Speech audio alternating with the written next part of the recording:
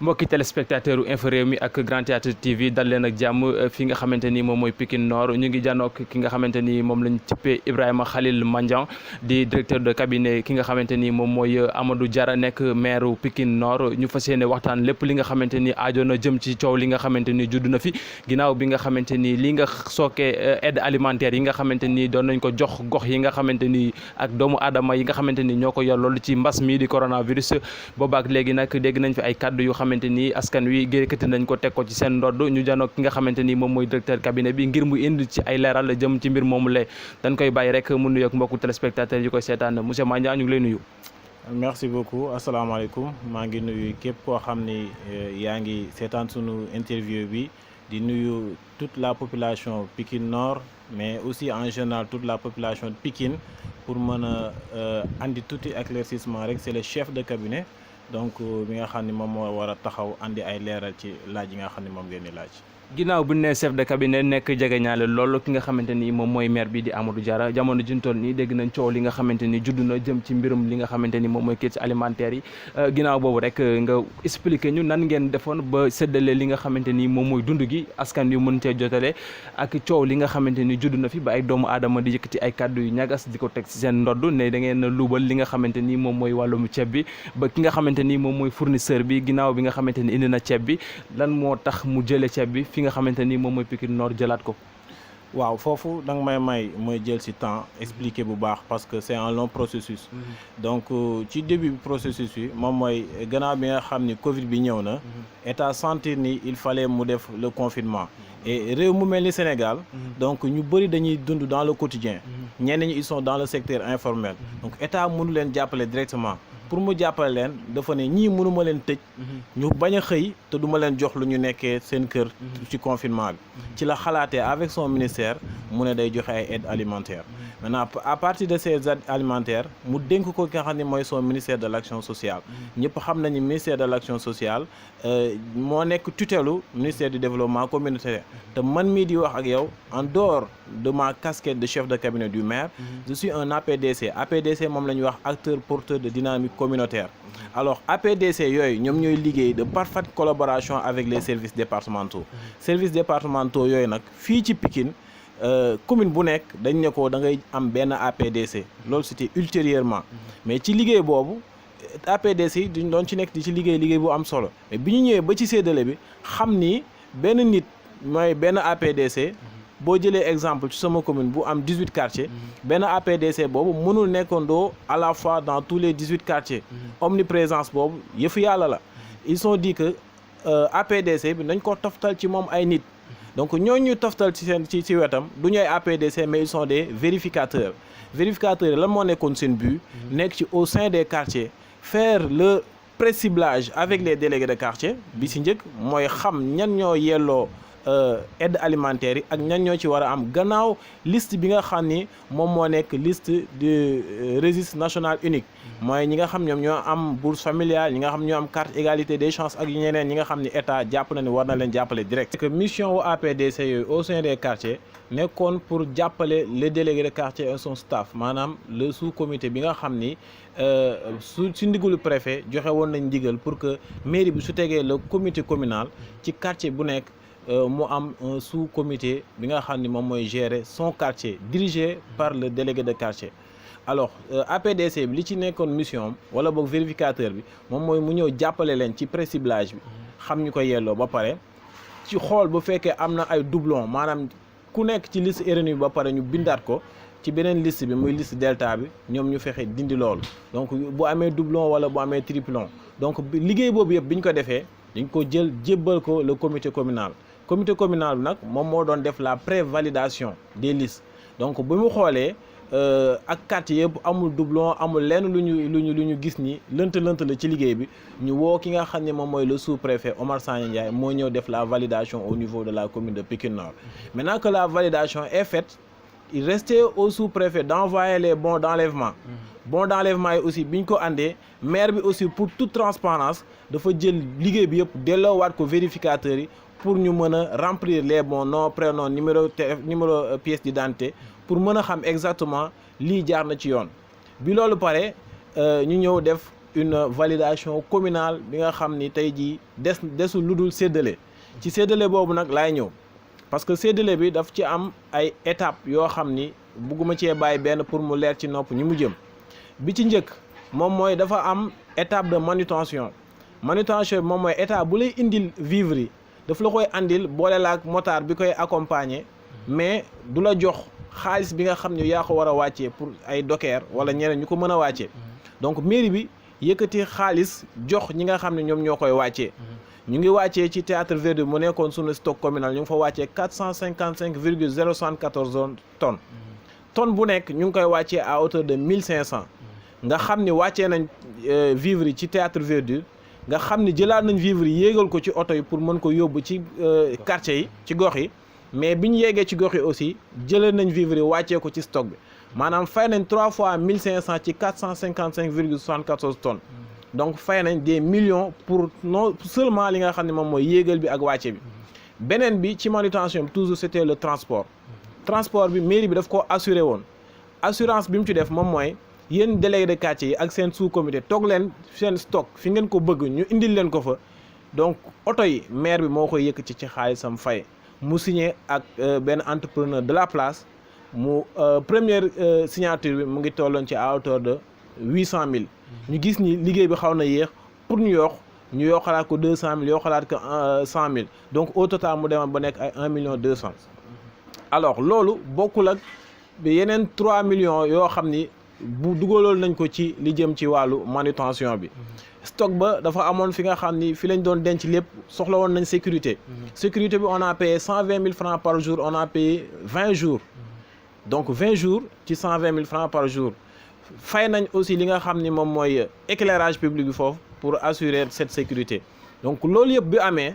ñu ñëw jàllale li nga xam ni moom mooy séddale bi def ko ci séddale bu mucc ayib ñu def ko ci 4 jours séddale donc li gën a neex ci séddale bi moom mooy ki nga xam ni moom mooy ministre bi ñu dénk ci wàllu aide alimentaire yi dafa yónni son conseiller technique ne ko demal ma Pikine Nord nga ànd ak benn agent de la RTS pour ñu def un public reportage parce que liggéey bi ñu liggéey ci résilience Covid bi neex na ma te bu fekkoon Sénégal yëpp amoon nañ ay maires yu amee nii vision kon suñu séddale bi du am benn problème donc loolu moo waral tey jii effort yi nga xam ne mairie bi def na ci mais ñëpp xam nañ dañoo toll ci état Covid maires yi ils sont pas nantis amuñu xaalis il fallait que le maire avec son intelligence et sa vision mu woo le conseil municipal qu'ils font un virement de crédit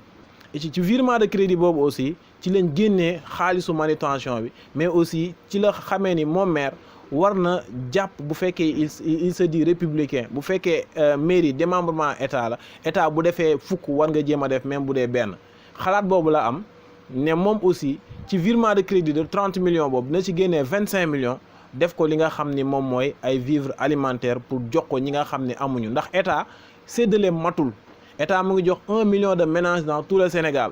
donc ci commune Pikine Nord ñu am fi 3361 bénéficiaires donc on est plus de 8000 bénéficiaires yu fi war a nekk mais si on a 3361 maire bi ne il faut que mu def action bi moom moo nekkoon li ngay wax sànq mooy fournisseur bi nga xam ne ñëwoon na gagné marché de 25 millions andi son marché de 25 millions sauf que le fournisseur bi nga xam ne moom lañ amoon ci Covid bi ñuy voteel Macky Sall état d'urgence am moom aussi dafa jàppale waale maire yi pour à ce que ñu mën a def du gré à gré mais marché de commun entente la mooy que yow mën nga gisante fournisseur bi su ngeen d'accord ci prix remplir toutes les conditions nga jox ko marché mu exécuté alors que bu njëkk marché pour nga gagné ko dafa waroon jaar ci procédure de marché public mu def ay jours wala ay weer donc comme dañoo nekk ci urgence état jàppaleen ci loolu la ñu usé am benn fournisseur boo xam ne moom aussi ci compréhension am dafa jàpp ni Covid bi fi ñu toll état dafa yëkkati xaalis jox ko mairie yi ba à ce que ku ñëw andi sa marché dañ lay fay ci saa si elle avait pas compris sauf que bi mu ñëwee defal nañ ko les procédures defal ko un bon mu war a dem trésor jaar ci payeur mu fay ko mais bi mu demee ci payeur dafa ne ko lii fi nekk matagul pour ñu fay la sa marché de 25 millions mu ñëw ci mairie pour réclamer lool parce que moom dafa jàppoon ne day ñëw teg teegi ñu fay ko mu dem alors que du demee noonu donc li ci am moom mooy bi mu demee ba expliquer maire ne ko man dama leboon sama banque bi ma déggee marché bi ma leb sama banque jox ko délai ne ko du mat sax weer ma fay la te boobu ba léegi mu ngi yàgg maire ne ko nag mairie du doxee noonu donc ñun procédure yi la ñu topp procédure yi mooy jëfal nañ la bon payeur moo la war a fay léegi maire ci yërëm ko ci li mu ne dañ ko mën nañ ko cee topp ci justice maire woo payeur laaj ko ne ko est-ce que foofu am na disponibilité xaalis bu mën a fay ki mu ne ko amul mais li fi nekk ci disponibilité 7 millions la valeur 7 millions mu ne ko comme dañ laa nar a toppi ci justice payeur jox ko 7 millions mu bàyyi fi valeur u 7 millions ci marché bi mu andi woon mooy ceeb yeeg diwlin yeeg yooyu na fi bàyyi loo xam ne mooy njëgu 7 millions mu jël beneen li des mu dem jaay ko keneen bu fekkee am na keneen ku mu koy jaay donc loolu moo indi jiixi jaaxa ci ñu comprendre mooy marché bi gagné nañ ko joxe nañ ko ñëw na jëlaat marchandise am yóbbu et puis ça s'est passé de commun accord parce que maire bi moo am yërmande ci moom pour bañ justice topp ko te comme mairie ni muy fayee gaawul ñu ne ko munoo xaar jëla sa marchandise jëla sa marché nga dem nga yóbbu keneen koo koy jox donc amul benn luubal amul benn scandale ñiy woote scandale wala ñuy yuuxu scandale dañoo xamul et pire encore dañuy confondre li nga xam ne moom mooy virement de crédit ak fonds de dotation de la décentralisation parce que fonds de dotation de la décentralisation le code général des collectivités locales moom moo ko prévoir à son article 5 pour appuyer les mairies ou les communautés rurales ou les villes donc ñiy jaawale ñaar yooyu ñoom laa bëgg a gindi parce que fonds de dotation code général des collectivités locales moom moo ko prévoir ci son article 5 pour jàppale mairie yi ci ressources financières ak d'autres ressources yoo xam ni mooy compétence yi leen état jox ci ñu mën cee dem waaye ñu ngi ko sukkandiku ci article 59 bi nga xam ni bi loi bi ko tënk moom mooy la loi 96/06 du 22 mars 1996 mais cette même loi a été modifiée par la loi 2007/07 du 12 février 2007 loi boobu moom moo permettre à ce que collectivités territoriales yi communautés rurales yi ñoom amuñu xaalis mais pour ñu jàppale leen pour ñu mën a def li nga xam ne moom la leen état sant mais nag xaalis boobu buy ñëw dafay nekk ay fonds yoo xam ni état daf koy orienté daan yow maire bi amoo droit def ci lu dul lii ma la sant ak si yi ma la orienté nga def ko ci kon donc xam nga ni fonds de dotation bu ñëwee maire bi mënu ci luubal boobu benn la différence am nag ak virement de crédit pour ñoom ñu comprendre bu baax li ñuy wax virement de crédit moom mooy ab commune bu nekk at buy ñëw commune budget am at lay demee dafay wax ni at bii nii ñu nekk nii wala at bii ñuy jëm nii sóor naa éducation dinaa ci def nangam sóor naa santé ma def ci nangam sóor naa sport ma def ci nangam sóor naa fête sóor naa nangam ba mu mat léegi bu ñu ñëwee ba ci biir année bi comme lii daal ñu Covid nga xam ni kenn xalaatu ko woon dafay am yoo xam ni sóoroon nga ko te dootu ko jar danga koy orienté feneen yooyu ngay orienté feneen nag du xaalis bi fi nekk da nga naan comme santé prévoir naa par exemple 20 millions naa ci jël 5 millions éducation prévoir naa ci 15 millions naa ci jël 3 millions nga boole ko loolu mooy virement de crédit te virement de crédit du maire mooy am sañ-sañu def ko moom ak son bureau municipal ñooy ànd def ko woo la conseil municipal bi délibéré ci te délibération yi dafay jaar fi nga xam ne moom mooy la sous-préfecture pour mu mën a am approbation sous-préfet bu xoolee ne conforme wul ak les lois du ko approuver dañ koy delloowaat le conseil municipal donc bu jàllee rek c'est parce que mu ngi ci yoon donc loolu mooy différence entre fonds de dotation ak virement de crédit ñiy wax fonds de dotation dañoo comprendreul et puis bu ñuy tâtonner bay jàll ci virement de crédit bi aussi ñu ngi naan 49 millions alors que c'est 30 millions un virement de crédit voté par le conseil municipal de la commune de Pikine Nord à hauteur de 30 millions dont les 25 millions qui vont servir d'achat d'aide alimentaire pour venir en aide la population de Pikine Nord qui n'en a pas encore bénéficié loolu moo nekkoon la logique et ñu xam ni que logique boobu poussé maire bi moom moo poussé kenn ku nekk ci nu muy xeexee ak li nga xam ni moom mooy Covid bi donc li ko ci yóbbu moom mooy askanam bi nga xam ni moom la fi toogal nekk seen Baay Faal mu fexe à ce que ñu jot ci li nga xam ni moom la ñu joxe bu fekkee y a un inconnu ou des inconnus qui ne savent pas comment marche une collectivité territoriale bu ñëwee taxaw di def yeneen moom la intéressé ce que nous faisons c'est pas pour lui répondre mais pour montrer à la commune de Pikine Nord, cette population-là, qui ont besoin d'informations, qu'on les informe, qu'on ne laisse pas d'autres personnes ñiy wax li nga xam ne amul. Parce que suñu kilifa ci politique dinañu wax ni si tu ne dis pas qui tu es, ton ennemi dira qui tu n'es pas. sa wujj bu lay sëlam doo seet. Donc loolu mooy waral ñuy indi appréciation yi di indi leeral yi mais ñëpp xam nañ du début jusqu'à la fin si on a été félicité par le ministre à la question qui est chargé des affaires aide alimentaire, c'est parce qu'on a beaucoup travaillé, on a bien bossé. mu mel ni kàddu yi am na solo gis nañ bu baax taxawaay bi nga xamante ni kii di maire Amadou Diarra nekk maire Pikine Nord am na ko ginnaaw mbas mi dugg si fii nga xamante ni moom mooy diwaanu Sénégal rawatina département bi di Pikine tey fi mu toll nii ki nga xamante ni moom mooy fournisseur bi gis na ne ceeb bi jëlaat na ko fi mu toll nii commune Pikine Nord population bi fi nekk lan lañ mën a xaarandi fii ak ay bés yi ñëw. waaw donc population bi mën nañ am yaakaar mën nañu am espoir parce que volonté bi ñu poussé woon pour ñu mën a ñëw jàppale leen ba am fournisseur mu taxaw ñàkk compréhension boobu am ba mu jël li mu moom yóbbu cette même volonté est toujours là cette même volonté nous a poussé à aller chercher d'autres fournisseurs et que incha allah ci fan yi néew fournisseurs yi nañ ñëw ñu conclure ak ñoom mais cette fois-ci ce fournisseur comprendra que ñun yoruñu boutique ñun yoruñu quincaillerie ñu yoruñu magasin boo xam da ngay ñëw joxe ñu jox la fournisseur moom mooy ñëw compétir gagner bu compétiree ba gagner ba pare ñu def procédure yi bu ñu defee procédure yóbbu trésor payeur fay mairie amul benn xaalis bu fay fanaan même juuti bi bu daggee li muy dagg da yóbbu trésor donc amul benn xaalis buy fanaan ci mairie ni muy fayee moom mooy ay bon la lay bindal bi nga xam ne maire bi mooy xool sa marché lii mooy valoir mu bindal la bon mu yóbbu sous-préfet xool ni jaar na yoon ñu yóbbu trésor xool ni jaar na yoon payeur woo la fay la bu fekkee liquidité am na kon donc waa Pikine Nord nañu xaar fii ay fan yu néew incha allah ñu conclure ak ñi nga xam ne ñëw nañ pour gagner marché bi ñu xool le bon profil ñu jël ko jox ko ci ay fan yu néew aussi ñu xam ni lii nii mairie bi moo koy joxe et comme état joxewu ko mairie bi moo koy joxe état dafa amoon schéma bi mu doon defee pour joxe séddale bi mairie bi na jël ay responsabilité xool schéma bi ko neex bi ko doy mu séddale li nga xam ne moom lay séddale. ginnaaw ñenn ci ñi nga xamante ni ñoom ñooy askan wi am na ñeneen ñu xamante ni d'accord rafetlu wuñ bu baax li nga xamante ni moom mooy aide alimentaire bi ni muy doxee fii ci diwaanu Pikine Nord ba ñenn ñi sax dañuy wax ne ki nga xamante ni moom mooy maire bi dafa jugoon ngir nax leen moo taxoon mu indi ceeb bi ci seen i kanam rek ngir kër ñu dalal seen xel ana ñooñu ban message nga leen di lancer ak ban leeral nga leen di apporter. alors loolu boo nee ñenn ñi mën na bëri ci nopp nit ñi nga xam ñooy déglu mais ñaar lañu kenn ki je le nomme et je le cite nommément kenn ki du ma jaar ci turam kenn ki il s'agit d'un militant d'APR militant à la 4e heure wala à la 50e heure il s'agit de Seydou Diallo que je rappelle il habite à Nimzat 2 bi ñuy fal chef de quartier dafa demoon compétir quartier bi ñu gagné ko fa kooku tekkiwul dara donc kooku ci biir groupe bi nga xam ne moo nekkoon résilience Corona Pikine Nord c'était pour discuter de la manière la plus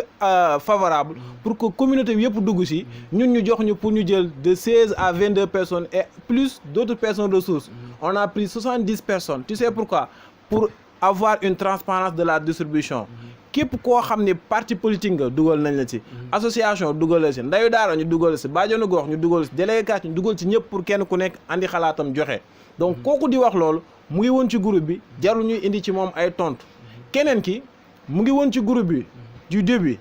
bi corona bi ñëwee nag ñëpp jël seen responsabilité taxaw pour mën a jàppale seen askan moom dafa daw gàddaay du ma tudd turam mais mu ngi woon ci groupe bi am keneen ku ko nekkal ci groupe bi donc lépp lu doon xew ci groupe bi parce que dañ doon bañ rassemblement ñuy def suñu réunion ak lépp ñu ko doon defee ci groupe WhatsApp boobu mais mu ngi ci woon participé wul joxewul xalaat joxewul xam-xam xëy na li mu ko ñàkk moo tax def ko mais bi mu ñibbisee la première chose qu'il a fait ñëwul ça aurait été moi damay ñëw ma féliciter toute l'équipe parce que même le ministre wàccee na mbuboom félicité ñu defu ko nga ñëw nga nuyoo ci groupe bi mais au moins ñëw naa defu ko dafa ñëw premier message am mu saaga wax ñaaw des jeunes comme moi man ak sama benn collègue Alioune Badara Fall ñu koy wax FBI ñoo ko interpellé ne ko monsieur rafetalal sa kàddu parce que fii ay kilifa ñoo fi nekk il persiste il continue bay ñëw di andi ay saaga kon donc voyage bi mu demoon bi mu ñëwee ay saaga la àndaale mais nag bu fekkee dafa bëgg roy Assane Diouf mën na dem mu roy ko ci li mu nekk mais Assane Diouf au moins buy saaga dina am ay information yu baax mais moom amul information bëgg na dagaan baatu askan bi bëgg na nee na nekk maire te mënul def la dichotomie entre fonds de dotation entre virement de crédit ak yeneen yoo xam ne moom mooy la gestion communale kon donc kooku su ñëwee taxaw di wax scandale di créer scandale ñun amuñu di ko tontu li ñu mën a wax askan bi moom mooy nañu def bu baax la part des choses entre ki ñëw pour yàq ak ki nga xam ne daf fee nekk pour defar ki ñëw pour yàq lan la ci mën a gañe li mu ci mën a gañe moom mooy détourner nit ñi ci xalaat ak conscience bi ñu amoon Pikine Nord nekkoon ci jàmm tu sais que Pikine Nord def na 4 mois yoo xam ni amul xuloo amul xeex te pourtant parti politique yëpp ñu ngi jaxasoo ci benn camp ci groupe WhatsApp nga xam ne groupe WhatsApp dafa sensible groupe WhatsApp famille sax dañuy xuloo mais toutes les couches toutes les forces vives de la commune ñu ngi woon ci groupe WhatsApp pendant 4 mois amul xuloo amul xeex bi mu ñëwee la commune Pikine Nord commencé am xuloo xeex saaga parce que li mu gëmloo ay militants moom mooy dama leen di jëndal ay téléphone pour ngeen saaga pour ngeen xuloo kon donc pour ñoom waruñu toog benn jour bu ñu saagawul bu ñu xuloowul mais terrain boobu buñ ñu ci woowee ñoom mën nañu cee gagner parce que nous sommes des responsables et des références dans cette commune là ñun duñu nekk ci yooyu li ñu war mooy li ñu askan bi dénk nan lañ ci war a taxawee te ay la yéwén macha allah la ñu askan bi dénk suñu programme defuñu 100% mais am nañ 98% de réussite lenn rek ñu manqué mooy marché bi ñu waxoon nañ koy réfectionné te joxuñu ñu espace bi ñu koy mais sinon lu ñu diggalante woon ak la commune Pikine Nord yëpp taxaw na ci def nañ ci. mu mel ni kàddu yi leer na di leen fàttali rek ne ki nga xamante ni moom mooy Ibrahima Khalil Mandiang lañ àndaloon nekk chef cabinet ki nga xamante ni moom mooy Amadou Diarra nekk maire Pikine bu Nord dañ koy bàyyi rek mu tàggatoo ak mbokku téléspectateurs yi koy seetaan. di remercier bu baax a baax toute la commune de Pikine Nord. Quand je dis toute la commune parce que dañoo tëddee ndey ji seex parce que xamuñu parti ñun quand on est venu on a fait une gestion collégiale participative woo toutes les autres listes qui ont combattu ak ñun ñu woo leen ne leen kaa leen ñu liggéey donc su may remercier ñoom ñëpp laay remercier beneen bi may remercier la famille politique du maire Amadou Diarra di leen wax ni battez-vous continuez à battre l'équipe est là elle restera toujours là seulement il y a un vent qui est là et ce vent là est un vent pollué nañ ko génnee Pikine Nord léegi nag li ci des moom mooy que cette jeunesse qui est là au niveau de Pikine Nord ñu xam ni que lii xew nii waruñu leen cee dégg li am nii jamono ji waruñu leen cee gis nañu consciente parce que nag on a su faire un conseil communal de la jeunesse à ce Pikine Nord là bi nga xam ni moom mooy la référence de toutes les associations au niveau du Sénégal donc dañu roy ci loolu maintenant li fi am nag ñu xam ni voilà luy jàll la dem nañu xam ni rek en tout cas ki nga xam ni mooy maire Pikine Nord amulu fi taxawlu fi ma Samba taxawlu fi ma Demba ñëpp la fi nekkal et puis incha allah ci fan yu néew dinañ gis ni li nekkoon